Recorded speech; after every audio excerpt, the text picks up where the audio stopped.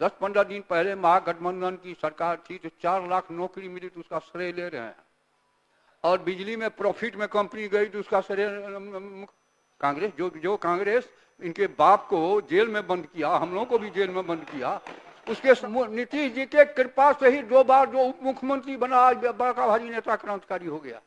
9वां पास भी नहीं है, 9वां पास का कोई परीक्षा। महोदय देखे और बिहार के कंज्यूमर को बिल भी देखे, अगर अन्य राज्यों से ज्यादा महंगा होगा तो हम निश्चित रूप से सस्ता करेंगे, और नहीं तो अनावश्यक कुछ बोलते रहना है, अनाप शनाप बोलते रहना है। जैसा मैंने कहा महोदय, 3 लाख करोड़ ड्यूज है, ये फ्री बिजली कब तक चलेगी?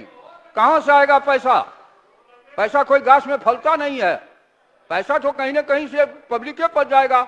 इसलिए ये माननीय मुख्यमंत्री जी का शुरू से ये कॉन्सेप्ट रहा है कि फ्री बिजली के हम खिलाफ है, किसी चीज में सस्ती बिजली। उन्होंने कहा भी, घोषणा भी किया था कि गरीब गुरबा गांव गरीब सभी को मुफ्त फ्री बिजली नहीं, लेकिन उसके बिल में लिखा हुआ रहेगा कितना। मैंने जैसा कहा लगभग 14,000 करोड़ से अधिक, जी 14,000 करोड़ से अधिक हम लोग देते हैं उसमें सब्सिडी। अब इससे बेसी क्या सुविधा चाहिए? और ग्रामीण क्षेत्र में साधारण कंज्यूमर का और ज्यादा है, शहर में उससे सस्ती बिजली मिलती है। इसलिए महोदय अब स्वाभाविक है, पार्टी है, अपनी अपनी विचारधारा है। आज से 10-15 दिन पहले महागठबंधन की सरकार थी तो 4 लाख नौकरी मिली तो उसका श्रेय ले रहे हैं, और बिजली में प्रॉफिट में कंपनी गई तो उसका श्रेय मुख्यमंत्री जी को नहीं है, उसका श्रेय उनको है। संविधान में व्यवस्था है महोदय, to aid and advise there shall be council of minister. मुख्यमंत्री के सलाह और सहायता के लिए मंत्रिपरिषद होता है। मंत्रिपरिषद में कोई कॉरम नहीं होता है, कोई वोटिंग नहीं होता है। इसलिए आज अगर नरेंद्र मोदी जी की सरकार की उपलब्धि है तो बिहार में नीतीश कुमार की कॉन्स्टिट्यूशनल सुविधा है। लेकिन संविधान से क्या मतलब इन लोगों को? क्या मतलब संविधान से? पलटी मार कहते हैं।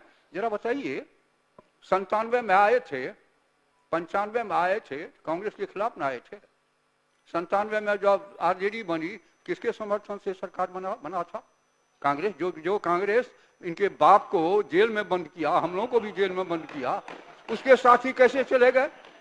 वैशाली में कहा था कि मेरी लाश, मैं घुटना टेक मुख्यमंत्री नहीं हूं, मेरे लाश पर बिहार का बंटवारा होगा। और जब कांग्रेस ने समर्थन दिया तो कैसे राबड़ी जी की सरकार को बचाने के लिए झारखंड के मामले में सहमति हो गई। तो बोलते कुछ है, आचरण कुछ है। आज राजनीति की विरासत यह है महोदय, बोली में और कर्म में महान अंतर वाले जो लोग हैं वही अपने को क्रांतिकारी मानते हैं। जो काम करता है परिणाम देता है, उसकी चर्चा लोग नहीं करते हैं। हमारे यहाँ मिथिला में कहावत है, और बहे सो खौर खाया बकरी खाया चार। तो जो काम नहीं करे वो पूरा वातावरण परिवार। अब नीतीश जी के कृपा से ही 2 बार जो उप मुख्यमंत्री बना, आज बड़ा भारी नेता क्रांतिकारी हो गया।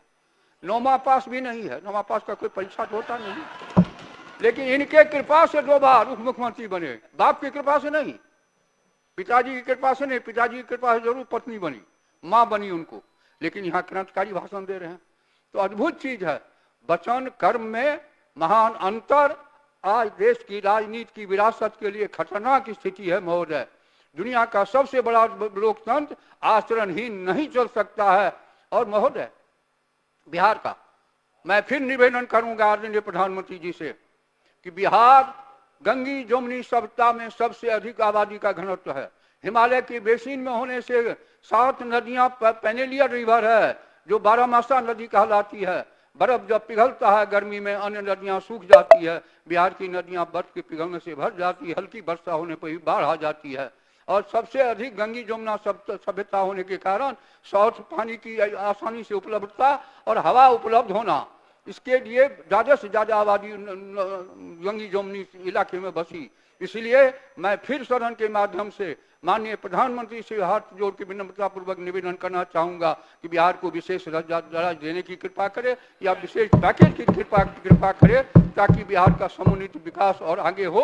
और ज्यादा, अब कितनी गरीबी रेखा से कितने लोग ऊपर उठे हैं, बिहार रिकॉर्ड है महोदय, सबसे ज्यादा। तो काम नहीं हुआ तो कहां से? और महोदय एक बात मैं और निवेदन पूर्वक कहना चाहूं, गरीब लोग बिजली बिल पूरे समय पर, निर्धारित समय पर पेमेंट करते हैं। वीआईपी लोग ही गड़बड़ करते हैं। अगर आप एरिया का देखें, मैं चर्चा नहीं करना चाहता हूँ, ग्रामीण क्षेत्र में घाटे में बिजली नहीं है, वीआईपी इलाके में ही कड़ाई करनी पड़ी है। अब यहाँ जो सिस्टम डेवलप किए हैं, ट्रांसफार्मर में कितना मेगावाट पावर जा रहा है, बिल कितना आ रहा है, तो कहाँ जा रहा है, गंगा में जा रहा है क्या, कि धरती में जा रहा है क्या? इसीलिए इस सिस्टम को ठीक करने के लिए ये कड़ाई की गई है और एटीएनसी लॉस इसीलिए घटा है। अब 5 कंपनियों में बिहार आई है। इसलिए महोदय, अब ये लोग तो चले गए, अब इन्हों से निवेदन करना क्या है, कितना भी निवेदन कीजिए तो ये आदत सुधरेगी नहीं।